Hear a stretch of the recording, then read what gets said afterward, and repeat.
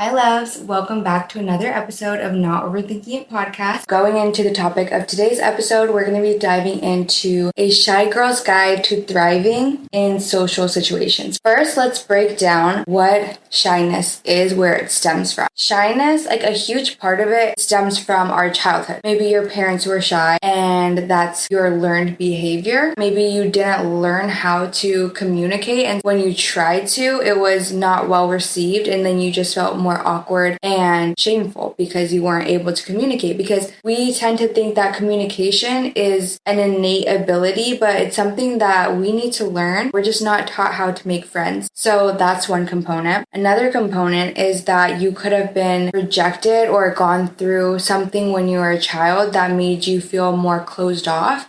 Like you needed to protect yourself, because everything that we adopt is for our own protection. We are not built to thrive. We are built to survive. If something is a threat to our ego, then we're going to shut down and find ways to defend ourselves, rather than like saying, that person was probably just being a jerk. We put it on ourselves. This made me really think about a moment when I was literally in fifth or sixth grade. I got the new like Hannah Montana, or it was Miley Cyrus, at Walmart. She had her own clothing line there. And I got her army green skinny jeans, which nobody else had. I remember I felt so confident going to school. I felt like that girl in my Miley Cyrus outfit. And then a lot of people, in my head I obviously exploded, but people or like making fun of my outfit, saying that I looked like a boy. From then, I was so much less confident in my style choices. I didn't let myself explore that interest that I had in style, and because I wanted to protect myself and not be subject to ridicule. When I look back and I could try to pick apart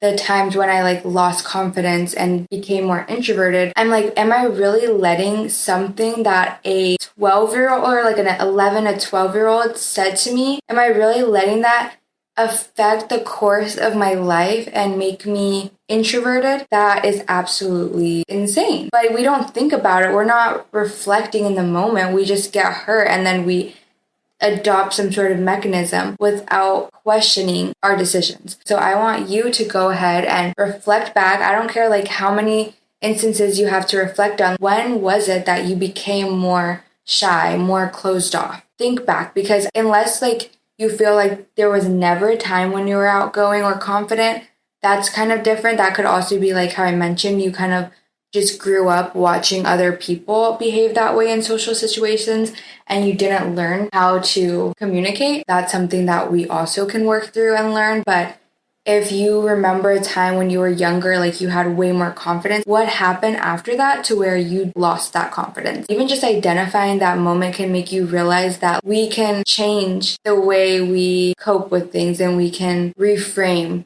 the situation in our head. You can literally heal your inner child, which is something that I've just recently been discovering because I didn't think that it was all that necessary. But if you can identify moments, so in my situation, when I was wearing the army pants, I can literally heal that part of me that feels shameful. I can say, Elisabeth, I am so proud that you decided to wear whatever the heck you wanted to wear and you wanted to express yourself that way. I'm so proud of you. And then that helps me now move forward. So yeah, identifying moments in your childhood. Another one, shyness due to the fear of how people are perceiving us. Some people feel like they have to put themselves out there and they have to be more outgoing in order to survive and be accepted by a group. And then there's other people, like the shy people, who feel like they need to be more reserved and have their walls up to protect themselves. And so there's just two different ways of coping, but we all want essentially the same thing, which is to belong to a group and to be accepted for who we are. How people perceive us is definitely something that the shy girls struggle with, I think, the most. You cannot control what anyone thinks of you. So there's a couple elements to this.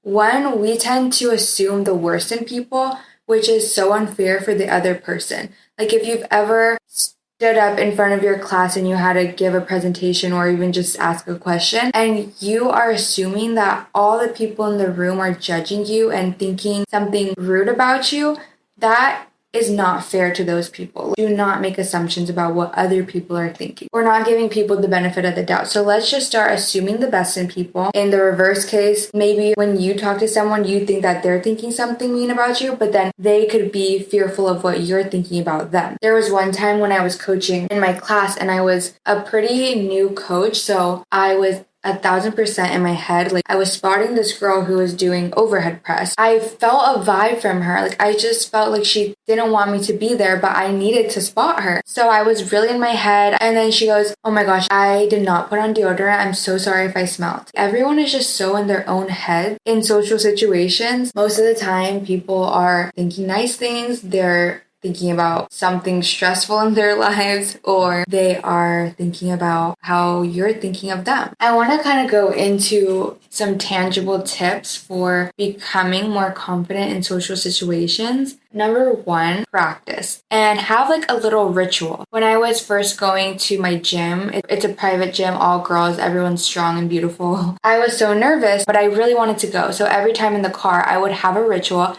I would literally do a prayer. I would say, "God, please help me overcome my social anxiety today. I hope that I have a good conversation." It just gave me a little bit more peace going in there, and it gave me almost like a pep talk. I'm like, okay, it's out of my hands. Like, God's got me. I put my intentions out there. So having a ritual, whether it's that short little prayer or you're rehearsing before you go into this situation, so like you got invited to a group hangout, you can kind of think about questions that you want to ask, or just as simply as how you're going to introduce yourself when you walk in. How are you going to walk through that room and practice it? So you could prepare for someone to ask you what you do or a little bit about yourself. Like, have that statement ready and practice it, because the more you practice it, the more comfortable it will start to flow when the time comes. So if you're in a group situation, especially being shy, like at least for me, my power is with one-on-one interactions. So now, like, even though I coach and I lead a class of say like 14 girls, I still try to make my rounds and go up to every single girl, ask them how their day was, what plans that they have,